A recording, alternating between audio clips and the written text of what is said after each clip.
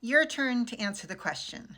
Should parents of elementary school-aged children be able to opt their children out of classroom instruction that includes LGBTQ plus themes? In a case that was argued before the Supreme Court last week, a group of parents from Maryland asserted that the school board's refusal to give them a choice to opt their children out violated their religious beliefs and therefore their constitutional right to exercise freedom of religion. To give you some context in terms of what kind of content is being presented to elementary school children, one book describes the story of a girl attending her uncle's same-sex wedding. Another book called Pride Puppy tells the story of a puppy that gets lost during a Pride parade. Our court sided with the school board in this case, saying that simply exposing children to storybooks did not compel the parents or the children to violate their religion.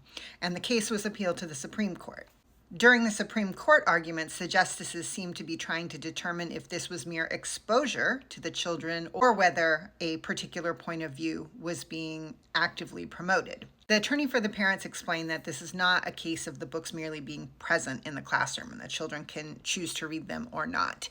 Instead, the teachers are actually required to use the books in their instruction, with the school board suggesting that they incorporate books with LGBTQ plus themes at least 5 times during the year.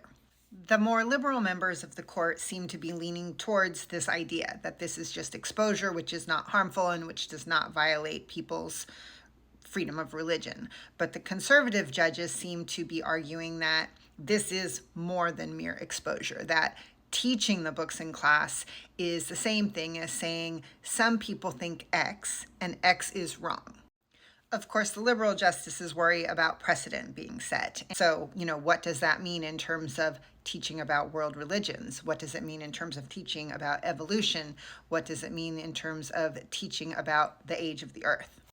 Justice Ketanji Brown Jackson asked, could a parent ask their children to be removed from a class where a gay teacher has a picture of their same-sex wedding, for example? Keep in mind that this case applies only to elementary school students. It doesn't apply to middle school or high school students. What do you think? Should parents be able to opt out?